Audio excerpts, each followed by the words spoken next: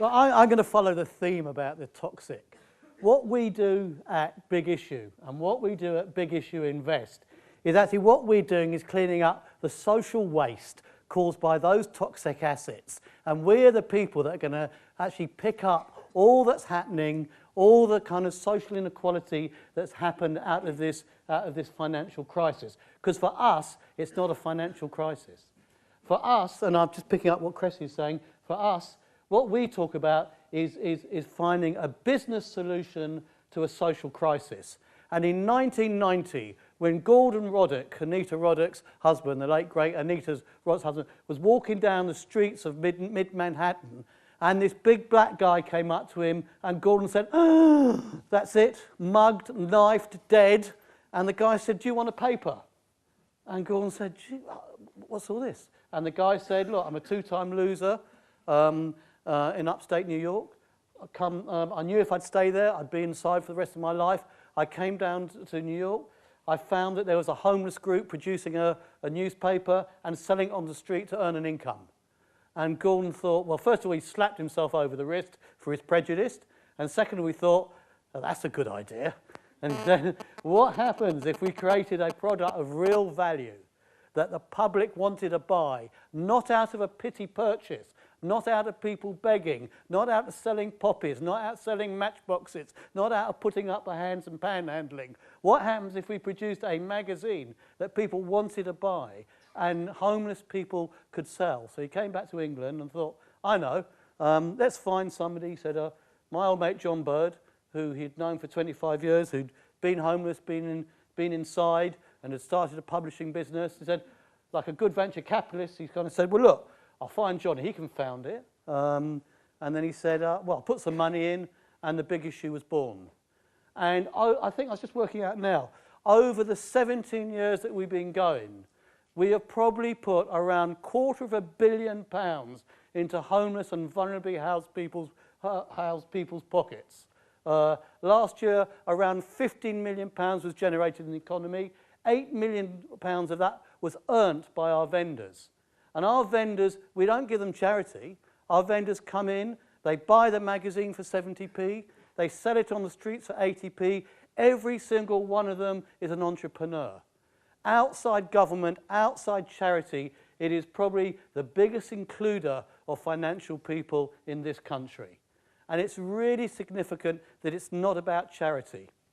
It is a new way of doing business. And pardon me, I get very excited about this.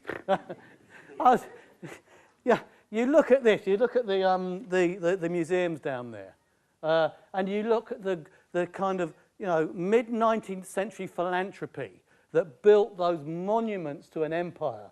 That was built on the back of an empire. Philanthropy was built on that. Philanthropy in the United States was built on the Civil War and the excesses of the robber barons. In this country, in the 19th century, I believe it was built on the excesses of our empire. In the 20th century, it was built on the excesses of the dot-com. In the 21st century, it was built on the excesses of private equity. And where is it now? We're in exactly the same bloody place. We have not moved, because if we continue the notion of philanthropy, if we continue the notions of putting our hands up and asking, and year after year asking people for money, asking again and again and again and again, we do not change anything. And so what I think we're doing and what I think is happening here is we're creating a new way of addressing the inequalities, addressing the social waste, addressing the environmental waste by looking at those business solutions that can really transform. And that's what we're doing at Big Issue Invest. I am an absolute, complete fraud. When I set up, we run an investment bank, and I can't believe it, really, because it's bloody mad, actually. I'm aging myself. I'm not I'm a godfather rather than a grandfather, right? But actually, I've reverted to type. I can say this, actually. I've become a middle-aged, grey-haired Jewish financier. I started life as a full-colour Li-Fi printer on the executive of my union, fighting Robert Maxwell and the ilk and the rest of them, right? And I've ended up being a financier. And how did that happen? I have no idea. I do know that in 1974, 1978, when we set up our second social enterprise, I went to the bank and I said to them, I want to buy a limo. And it was about kind of 35 grand's worth of car now. And they believed me. They thought I was a youngish flash printer. I needed a limo. Actually, what we were doing is setting up our second business. We bought all the equipment, all the paper, printed the first job and hoped we get paid. If I'd gone to them and said, actually, I wanted to start a business, they would have said, have you got a business plan? Have you got a cash flow? Have you got an experience and all that business, right? And it was us, what we just said is we were going to do this. We were driven actually to create a newspaper then, and we went out and we just did it. And we didn't care, and we lied. I've got to say, we never did this at the Big Issue.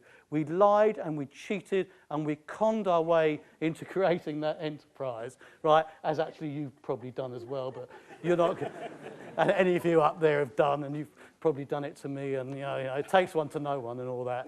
So we've done it. So I was in the States, so we were setting up the Big Issue in America, and John Bird rang me up and said, Nigel, said, should we start a bank? And I said, yeah. And that was it.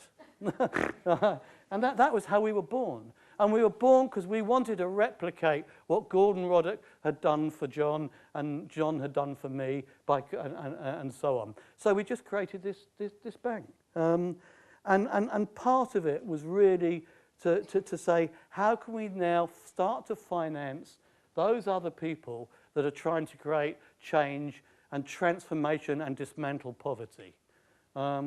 And we went out and we got ourselves a whole lot of incredible people to work with us. And I don't know why, because we abuse them. We are the only social bank run by social entrepreneurs that have bankers and investment bankers, people that actually were responsible for growing the microfinance industry, wanting to work with us because they want to work with social entrepreneurs that have a vision about dismantling poverty, have a vision about changing the world, are not driven by the facts of the financial deal, but actually saying, if we want to change, if we have to start to think of different financial ways, different financial means that help people grow. You know, a lot of people are coming into the social enterprise sector now saying, I want to give something back. And I kind of look at them and said, yeah, but we never bloody took anything out, right? If you want to do it, come and help us.